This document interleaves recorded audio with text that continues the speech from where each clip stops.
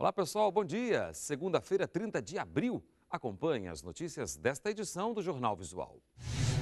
Acessibilidade. Um grupo teatral faz no Rio sessões especiais gratuitas para alunos de escolas públicas e com direito a intérpretes de Libras.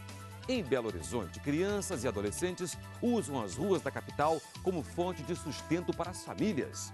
E ainda, erros no preparo, na manipulação e no armazenamento de alimentos podem provocar intoxicação alimentar. O Jornal Visual começa agora, o único em rede nacional que você assiste em Libras. O trabalho infantil no Brasil ainda é um grande problema social. Segundo dados da Pesquisa Nacional por Amostra de Domicílios, 4 milhões de jovens deixam de ir à escola para trabalhar, muitas vezes em condições precárias. Em Belo Horizonte, crianças e adolescentes usam as ruas da capital como fonte de sustento para as famílias.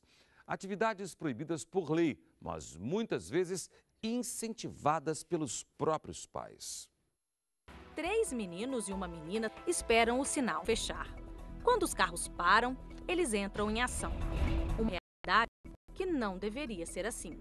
Pela lei, é considerada criança toda pessoa com até 12 anos de idade incompletos. Adolescente é aquele entre 12 e 18 anos. A Constituição coloca ainda que prevenir a violação dos direitos destes pequenos brasileiros é dever de todos. Aos menores de 14 anos é proibido qualquer tipo de trabalho, salvo na condição de aprendiz. Não é o que vemos neste flagrante do repórter cinematográfico Rafael Pérez.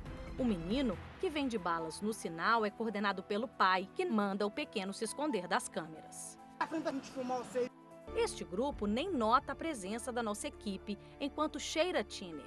Esta outra turma senta-se nas escadarias da Praça da Estação, bem no centro de Belo Horizonte, para fumar. Na região, é comum notar um monte deles. Olha este catando latinhas e esta outra lendo jornal, como se estivesse em casa. Cenário preocupante, facilmente percebido. A prefeitura admite que existem nas ruas de Belo Horizonte cerca de 1.000 menores em situação de trabalho e argumenta que as 9 equipes de abordagem são suficientes para inibir e tirar estes pequenos desta situação.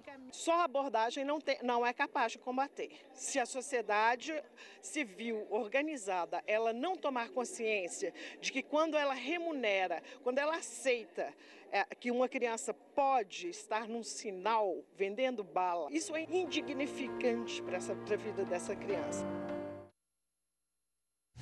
E olha só, erros no preparo, na manipulação e no armazenamento de alimentos podem provocar intoxicação alimentar e resultar até mesmo em consequências graves, dependendo do caso.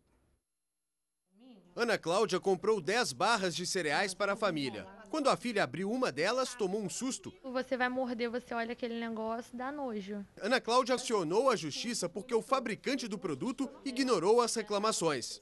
Só em março deste ano, a Vigilância Sanitária fez 4.721 inspeções na cidade do Rio de Janeiro. O resultado? 983 intimações, 590 autos de infração e 89 estabelecimentos interditados.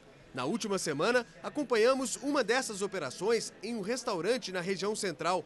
A temperatura medida indica pratos frios que estão quentes demais, além dos pratos quentes que esfriaram mais do que deviam.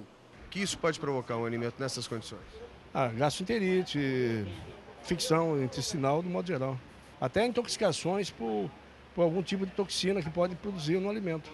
Os técnicos da Vigilância Sanitária flagraram equipamentos velhos, sem condições de uso. As instalações foram consideradas inadequadas para estoque e manejo da comida. O saco plástico de lixo aqui, esse não pode se utilizar em alimentos, porque isso tem toxicidade. O restaurante foi multado e intimado a corrigir os erros em 5 dias.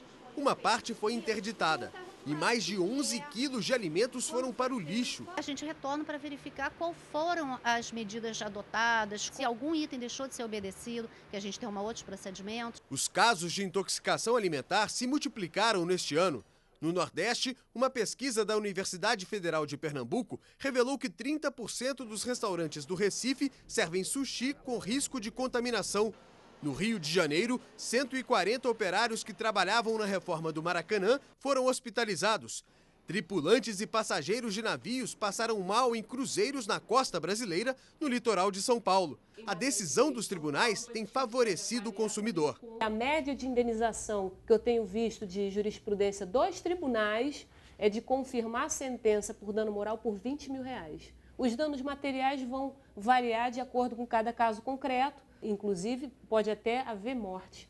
Quem passar mal por ingerir alimentos contaminados deve procurar um médico imediatamente, além de tomar alguns cuidados. Pedir um relatório para que seja fornecido um diagnóstico e guardar todos os documentos. Segundo o Código de Defesa do Consumidor, todos os responsáveis por produtos e serviços que causam intoxicação alimentar podem responder judicialmente. Fabricantes, fornecedores, distribuidores, comerciantes. A culpa nesses casos é dividida, embora normalmente seja acionada apenas uma das partes, a que tem mais condições econômicas de ressarcir o cliente pelo dano provocado. Instauro o inquérito policial e vou tentar apurar a responsabilidade. Quais são as penas previstas? A pena varia de 2 a 5 anos de detenção.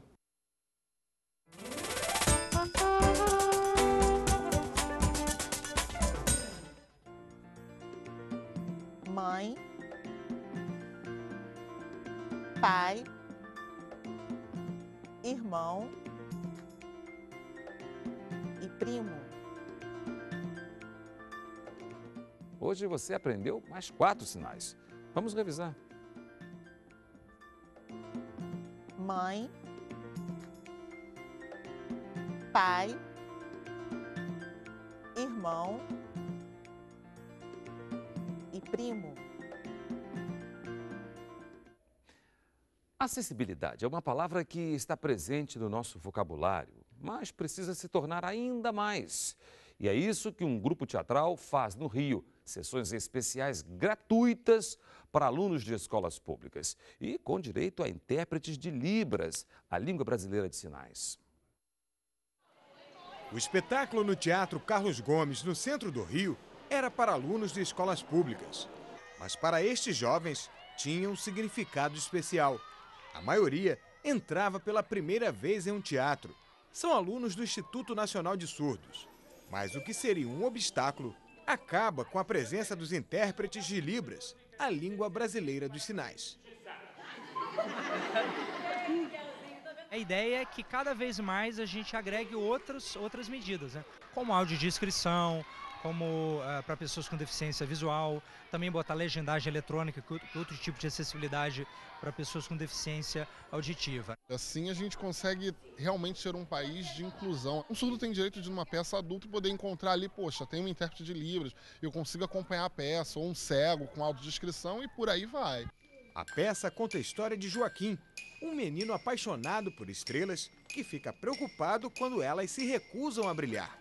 Por lei, qualquer apresentação pública deveria ter intérpretes, mas nem sempre isso é respeitado. O que acontece é que a consciência que se tem é que parece que encarece o orçamento, colocar os intérpretes de Libras, e isso não pode ser assim, tipo, isso tem que fazer parte do orçamento. Eles não são atores, mas estão o tempo todo da peça no palco. Eu vou falar agora com o Davi e com o Jadson, que são os tradutores de Libras para essa turma. É uma experiência que você consegue ver no rosto das pessoas, das crianças principalmente, assim, a felicidade em poder acompanhar um espetáculo, em poder entender as falas dos atores, em poder entender tudo que está acontecendo ali no mesmo tempo que as crianças que ouvem também. Que isso também se torne comum, a acessibilidade na comunicação para todas as pessoas.